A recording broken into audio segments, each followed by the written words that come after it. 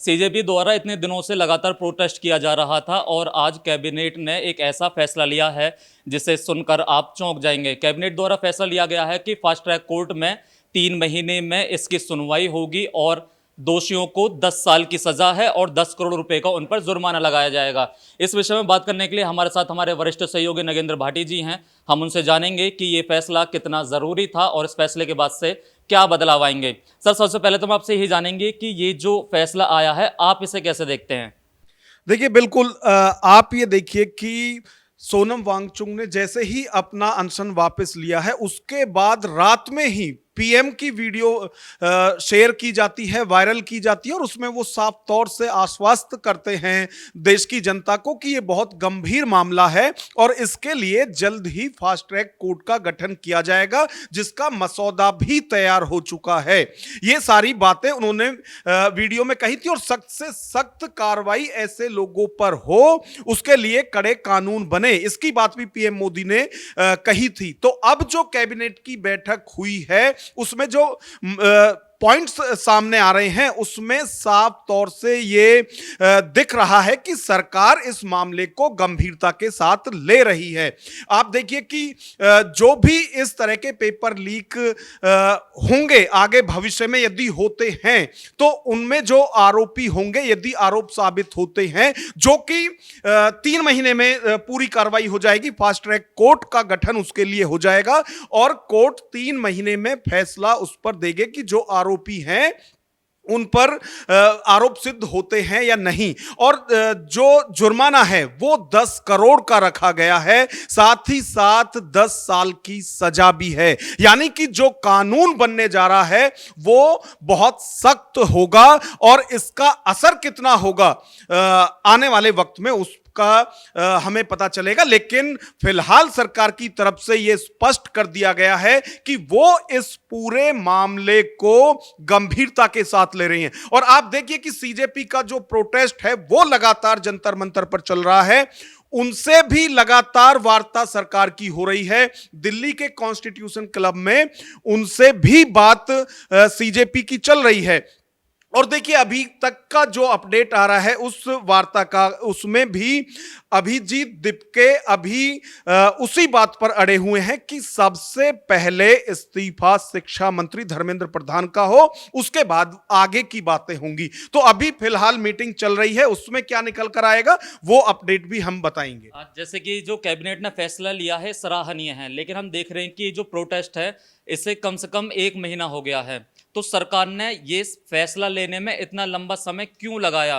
क्या ये सरकार प्रोटेस्टर्स के आगे झुक गई है या फिर कोई और रणनीति है? देखिए हम ये नहीं कह सकते कि गवर्नमेंट ने डिसीजन बहुत लेट लिया है। जो पहले का कानून है 2024 का, उसमें जिस तरह के प्रावधान थे उसके तहत तुरंत कार्रवाई हुई। सबसे पहले जो नीट पेपर लीक हुआ था उसको कैंसिल किया गया, नई तारीख है उसके बाद लाई गई। और आज जब हम चर्चा कर रहे हैं तो नीट का जो एग्जाम हुआ था उसके रिजल्ट भी आ चुके हैं, परिणाम भी आ चुके हैं और जिन पर आरोप हैं वो सब सलाखों के पीछे हैं।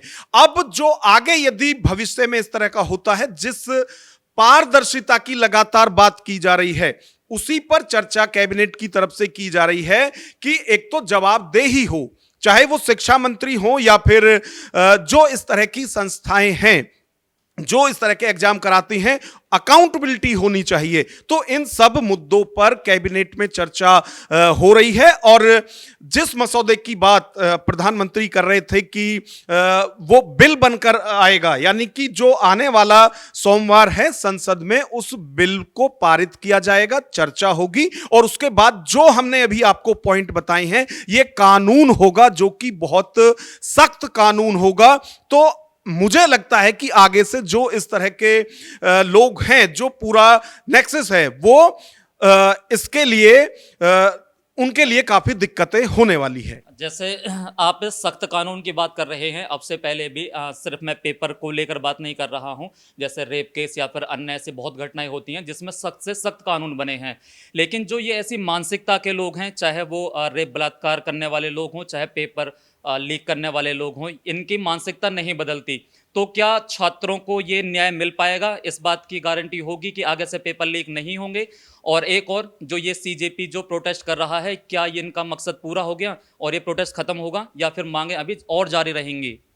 देखिए, जहां तक प्रोटेस्ट खत्म करने की बात है, तो जो प्रदर्शनकारी हैं उनकी तरफ से साफ कर दिया गया है कि बिना धर्मेंद्र प्रधान के इस्तीफे के वो नहीं उठने वाले हैं। हालांकि अभी भी सरकार के साथ उनकी जो बातचीत है वो चल रही है, उसमें क्या डिसीजन निकल कर आता है ये उसके बाद भी भविष्य तय होगा कि जो जंतर मंतर पर प्रोटेस्ट हो रहा है उसका फ्यूचर क्या होगा, वो ऐसे ही चलेगा या फिर इस बीच कोई जो समझौता है वो हो जाता है। दूसरा, आपने कहा कि एक मानसिकता होती है, चाहे वो किसी भी तरह का अपराध हो और सख्त से सख्त कानून इसके लिए बनाए भी जाते हैं, लेकिन देखिए इसमें सबसे अहम जो पॉइंट है वो है फास्ट ट्रैक कोर्ट का बन जाना।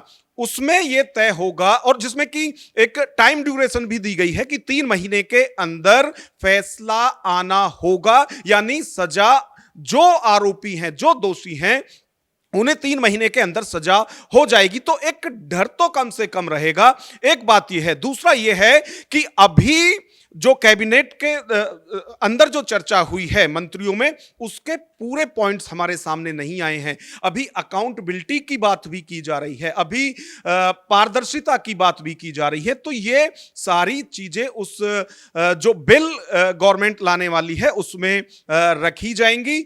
निश्चित तौर पर प्रेशर होगा। देखिए, कानून सख्त से सख्त हर अपराध के लिए बने गए हैं, लेकिन जो अपराधी हैं वो उसके बावजूद भी अपराध करते हैं, लेकिन उन्हें सख्त सजा मिले, इसके लिए जो सरकार है वो गंभीरता से काम करती हुई दिखाई अभी फिलहाल ऐसा लग रहा है कि गवर्नमेंट इस पूरे मुद्दे पर गंभीर है, सीरियस है।